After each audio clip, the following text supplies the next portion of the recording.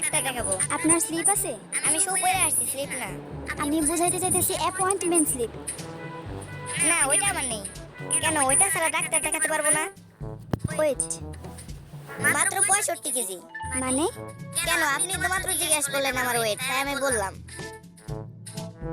শুনুন, আগামীকাল সকালবেলা আপনার প্রস্রাব টেস্ট করব। এই বোতলে আপনার প্রস্রাব নিয়ে আসবেন। তো টেস্ট কি আপনি করবেন না আপনার সহকারী করবে? আরে না, আমি নিজেই টেস্ট করব।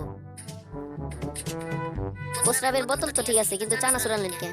না, ভাবলাম খালি মুখে টেস্ট করবেন, ব্যাপারটা খারাপ দেখায় না, তাই চানাচুর আনলাম। চানাচুরের সাথে টেস্ট করে মজা পাবেন।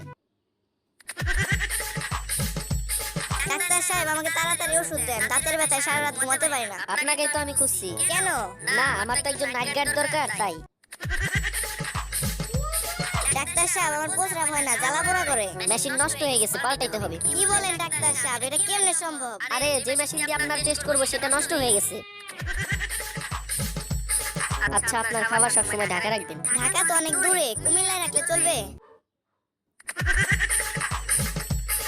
আরে, আপনার কি খবর? এখন কেমন আছেন? কোনো সমস্যা হচ্ছে না তো? না, কোনো সমস্যা হচ্ছে না, তবে হয়েছে কি, এখন দম নেওয়ার সময় আর সারা সময় বুকের ভেতর টিক টিক শব্দ করে। তাই তো বলি, আমার এত দামি ব্র্যান্ডের ঘড়ি কোথায় গেল?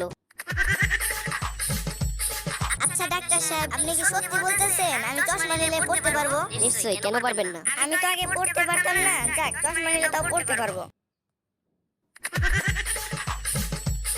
ডাক্তার সাহেব, আমাকে কুকুরে কামড়েছে। আপনি কি জানেন না আমার রোগী দেখার সময় বিকাল 4টা থেকে রাত 8টা পর্যন্ত? আমি তো জানি, কিন্তু হতচ্ছাড়া কুকুরটা তো আর জানে না। ডাক্তার সাহেব, আমার একটা অদ্ভুত রোগ হয়েছে। তার রোগটা কিরকম? আমি অল্পতেই রেগে যাই। ব্যাপারটা একটু খুলে বলুন তো। হারামজাদা, তোর আর কয়বার খুলে কইতেইব? ডাক্তার সাহেব, আমার পায়ে ব্যথা পাইছি। আচ্ছা, তাহলে এই মলমটা আপনি যেখানে ব্যথা পেয়েছেন সেখানে লাগাবেন। ব্যথা তো যায় নাই। তা মলম কি আপনি কোথায় লাগিয়েছিলেন? হাতের কোনায়। মানে? কেন, আপনি তো বলেছেন যেখানে ব্যথা পেয়েছি সেখানে লাগাতে। মনে হয় ওষুধটা কাজ করেছে। আজ আপনার কাশির আওয়াজটা বেশ ভালো ঠেকছে। ভালো তো হবে, কাল সারা রাত জেগে কাশি প্র্যাকটিস করেছি না। ডাক্তার সাহেব, আমাকে বাঁচান, আমি মনে হয় 10 মিনিটের মধ্যে মারা যাব। আচ্ছা, আপনি একটু অপেক্ষা করুন, আমি 20 মিনিটের মধ্যে ফিরে আসছি।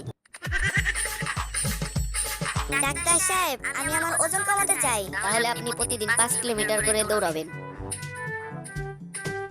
ডাক্তার সাহেব, আমার ওজন তো অনেক কমছে, কিন্তু আমি বাড়ি যাব কেমনে? আমি প্রতিদিন 5 কিলোমিটার করে দৌড়াতে দৌড়াতে বাড়ি থেকে 1825 কিলোমিটার দূরে চলে আসছি। ডাক্তার সাহেব, আমার পেটে অনেক গ্যাস, কিন্তু ভালো দিকে যে আমার গ্যাসে কোনো গন্ধও নেই, শব্দও নেই। এখানে বসে আমি 15-20 বার গ্যাস ছেড়েছি, কিন্তু কেউ টেরই পায়নি। এই ওষুধটা খান, আর 1 সপ্তাহ পরে আসবেন। ডাক্তার সাহেব, এটা আমাকে কি ওষুধ দিলেন? আমার গ্যাসের শব্দ নেই, কিন্তু জঘন্য গন্ধ। আপনার নাক ঠিক হয়ে গেছে, এবার আপনার কানের চিকিৎসা করতে হবে। আই এম সরি, আপনার ছেলে মারা গেছে। আব্বু, আমি তো বলি নাই। চুপ বিয়াদব, তুই কি ডাক্তারের চেয়ে বেশি বুঝিস নাকি? ডাক্তার সাহেব, আমাকে বাঁচান, যখন আমি জেগে থাকি মনে হয় আমার পাশে জিরাফ বসে আছে। আবার কখনো কখনো শিম্পাঞ্জি খাওয়ার সময় ভাগ বসাতে চায়। তাছাড়া হাতি, গন্ডার, হরিণ তো আছেই। আমি এখন কি করব ডাক্তার সাহেব? আপনি মোটেই চিন্তা করবেন না, বাড়িতে একটা খাঁচা কিনে ঢুকে পড়ুন। ডাক্তার সাহেব, বেশি দিন বাঁচার উপায় কি? যান, গিয়ে বিয়ে করুন। কেন, বিয়ে করলে কি বেশি দিন বাঁচা যায়? তা যায় না, কিন্তু বিয়ে করলে বেশি দিন বাঁচার চেষ্টা করবেন না। আচ্ছা ডাক্তার সাহেব, দুনিয়াতে এত চিহ্ন থাকতে আপনার প্লাস কেন বেছে নিলেন? দেখুন, রোগী মোরগ বাবাসুক, ডাক্তারের পকেট তো সবসময় প্লাসই থাকে।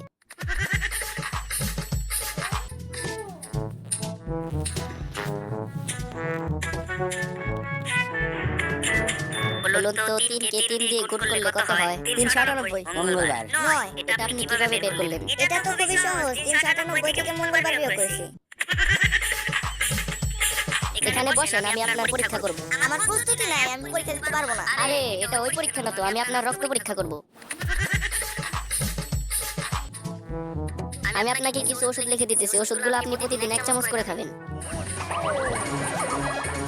ডাক্তার সাহেব, খালি ওষুধ খাইলে চলবে না, আমি খাইতে তো অনেক কষ্ট হইব। যান, এখান থেকে বের হন। এক্সকিউজ মি, ফিসটা দিয়ে যান। আমি কি পরীক্ষা দিয়েছি নাকি যে ফিস দেব?